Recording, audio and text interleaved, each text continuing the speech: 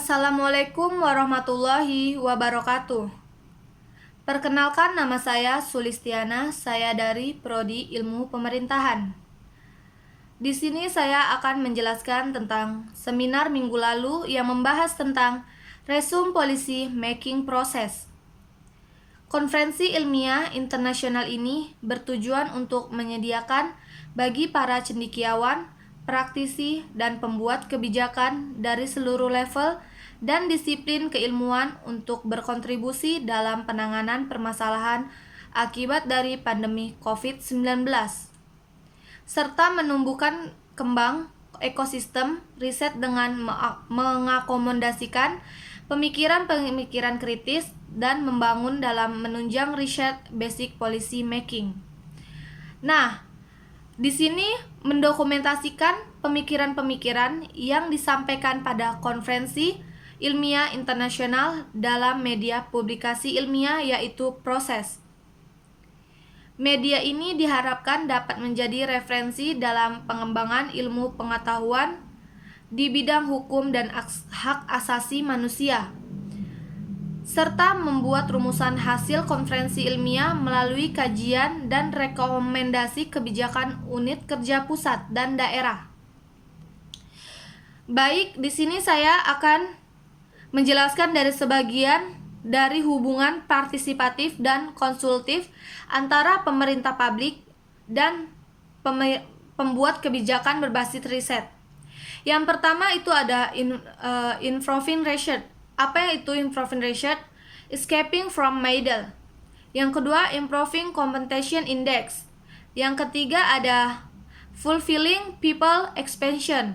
Yang keempat ada improving university. Unsur-unsur ini berkontribusi pada pengembangan ilmu pengetahuan dan teknologi serta meningkatkan daya saing dan kesejahteraan rakyat dan bangsa. Lanjut ada risk management. Yang pertama ini ada tidak adanya persaingan yang terbuka dan adil. Yang kedua, penelitian masih dianggap sama sebagai kegiatan birokrasi administrasi dan ini sangat berbeda satu sama yang lain. Yang ketiga ada penghargaan dan hukuman yang tidak efektif dalam iklim penelitian. Yang keempat ada pengetahuan birokrat dan pembuat kebijakan yang tidak memadai tentang penelitian. Yang keempat ada tingkat sinergi multi sampai disiplin. Yang kelima ada ketidaksesuaian antara universitas dan lembaga industri. Yang kedua di sini ada human research.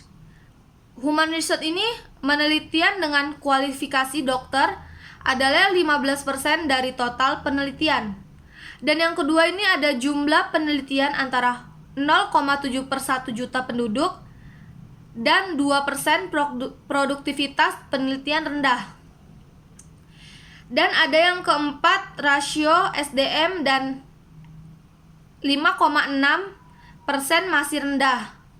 Kapasitas penelitian dan kompetensi kelompok penelitian yang rendah, mobilitas penelitian yang rendah. Dan yang selanjutnya ada research enthusiasm. Terlalu banyak lembaga penelitian dengan kualitas atau kapasitas dan kompetensinya yang sangat berbeda.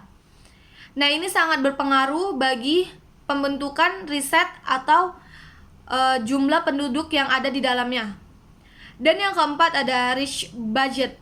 Di sini tuh kita menjelaskan tentang budget dominasi dari pemerintah atau swasta yang tingkat pengurangan pajaknya keterlibatan swasta yang lebih rendah.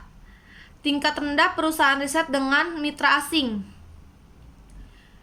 Mekanisme yang disusun dan tanggung jawab penelitian. Di Indonesia atau di ASEAN, penduduk peringkat ke-7 dan pencetak skor tertinggi diraih oleh Singapura dan Malaysia. Dilihat dari beberapa aspek seperti dukungan kelembagaan, kecanggihan, sumber daya manusia, dan bisnis di Indonesia perlu ditingkatkan. Program COVID-19 riset ini yang pertama ada prevention. Itu tuh melibatkan tentang obat herbal atau alami, rempah-rempah, jambu dan jeruk itu dimanfaatin oleh masyarakat atau penduduk yang terjangkit pandemi saat ini. Dan hand sanitizer ini juga sangat penting karena kita bisa lebih waspada karena COVID ini emang benar-benar ada dan nyata.